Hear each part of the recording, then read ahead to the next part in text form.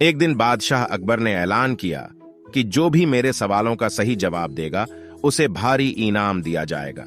सवाल कुछ इस प्रकार से थे। ऐसा क्या है जो आज भी है और कल भी रहेगा? ऐसा क्या है जो आज भी नहीं है और कल भी नहीं होगा?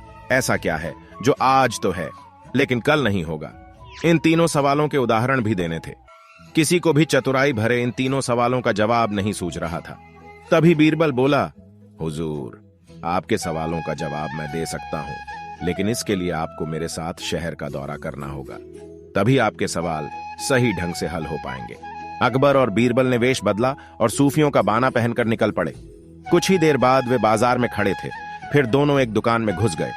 बीरबल ने दुकानदार से कहा, हमें बच्चों की पढ़ाई के लिए मदरसा बनाना है, तुम हमें इसके लिए 1000 रुपये दे दो।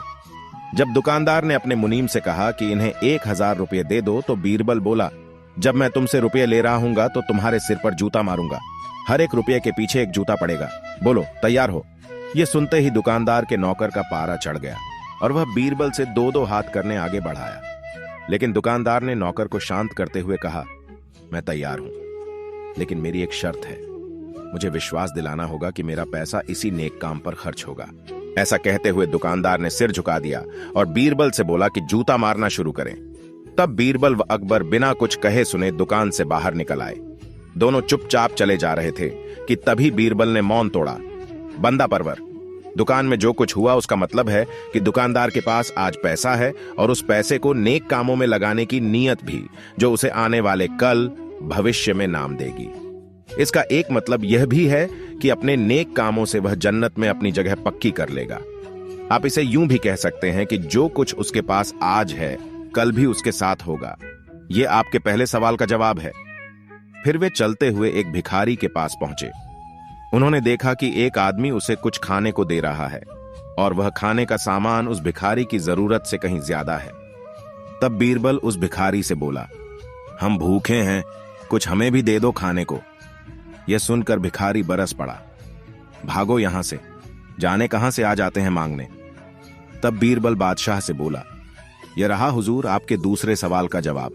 यह भिखारी ईश्वर को खुश करना नहीं जानता।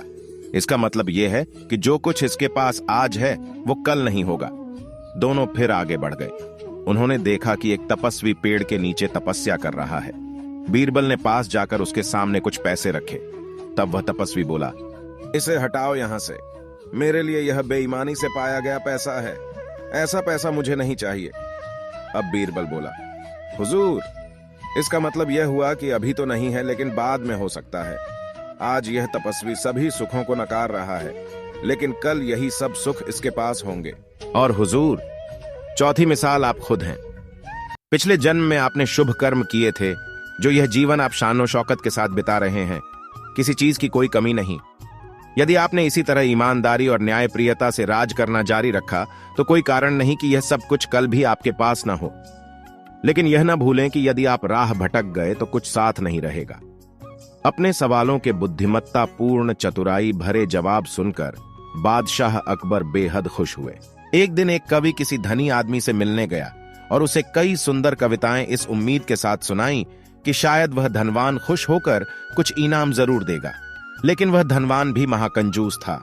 बोला, तुम्हारी कविताएं सुनकर दिल खुश हो गया, तुम कल फिर आना, मैं तुम्हें खुश कर दूंगा, कल शायद अच्छा इनाम मिलेगा। ऐसी कल्पना करता हुआ वह कवि घर पहुंचा और सो गया। अगले दिन वह फिर उस धनवान की हवेली में जा पहुंचा। धनवान बोला, सुनो कवि महाशय, जैसे तुमने मुझे अपनी कविताएं सुनाकर खुश किया था, उसी तरह मैं भी तुमको बुलाकर खुश हूं। तुमने मुझे कल कुछ भी नहीं दिया, इसलिए मैं भी कुछ नहीं दे रहा। हिसाब बराबर हो गया। कवि बेहद निराश हो गया।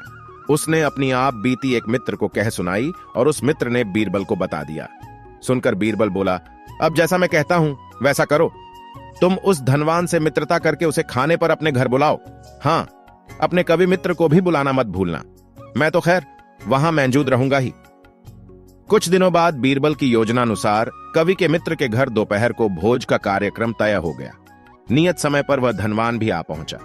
उस समय बीरबल, कवि और कुछ अन्य मित्र बातचीत में मशगूल थे। समय गुजरता जा रहा था, लेकिन खाने पीने का कहीं कोई नामो निशान न था। वे लोग पहले की तरह बातचीत में व्यस्त थे। धनवान की बेचैनी बढ़ती जा रही थी। जब उससे रहा न गया तो बोल ही पड़ा, भोजन का समय तो कब का हो चुका, क्या हम यहाँ खाने पर नहीं आए हैं? खाना? कैसा खाना? बीरबल ने पूछा। धनवान को अब गुस्सा आ गया। क्या मतलब है तुम्हारा? क्या तुमने मुझे यहां खाने पर नहीं बुलाया है? खाने का कोई निमंत्रण नहीं था। यह तो आपको खुश करने के लिए खाने पर आने को कहा गया था, जवाब बीरबल ने दिया। धनवान का पारा 7वें आसमान पर चढ़ गया। क्रोधित स्वर में बोला, यह सब क्या है? इस तरह किसी इज्जतदार आदमी को बेइज्जत करना ठीक है क्या? तुमने मुझसे धोखा किया है। अब बीरबल हंसता हुआ बोला, यदि मैं कहूं कि इसमें कुछ भी गलत नहीं तो तुमने इस कवि से यही कहकर धोखा किया था ना कि कल आना, सो मैंने भी कुछ ऐसा ही किया। तुम जैसे लोगों के साथ ऐसा ही व्यवहार होना चाहिए। धनवान को अब अपनी गलती का आभास हुआ और उसने कवि को अच्छा इनाम देकर वहां से विदा ली। वहां मौजूद सभी बीरबल को प्रशंसा भरी नजरों से देखने लगे। खाने का कोई निमंत्रण नहीं था। यह तो आपको खुश करने के लिए खाने पर आने को कहा गया था, जवाब बीरबल ने दिया।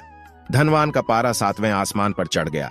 क्रोधित स्वर में बोला, यह सब क्या है? इस तरह किसी इज्जतदार आदमी को बेइज्जत करना ठीक है क्या? तुमने मुझसे धोखा किया है।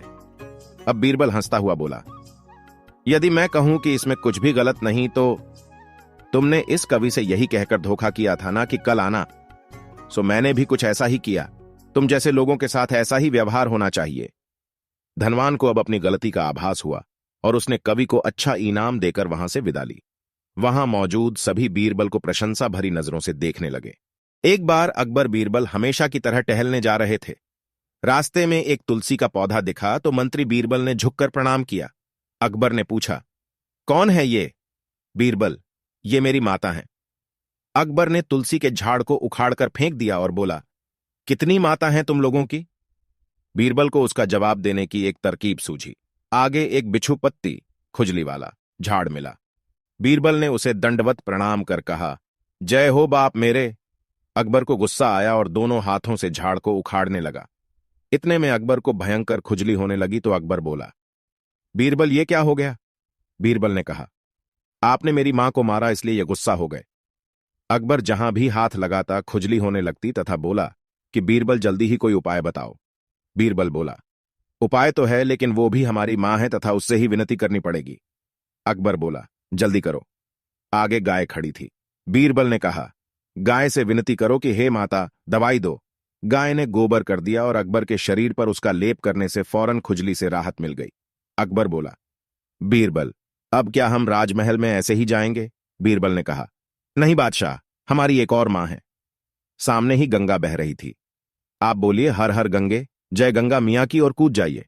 नहाकर अपने आप को तरोताजा महसूस करते हुए अकबर ने बीरबल से कहा कि ये तुलसी माता, गौ माता, गंगा माता तो जगत माता है। इनको मानने वालों को ही हिंदू कहते हैं।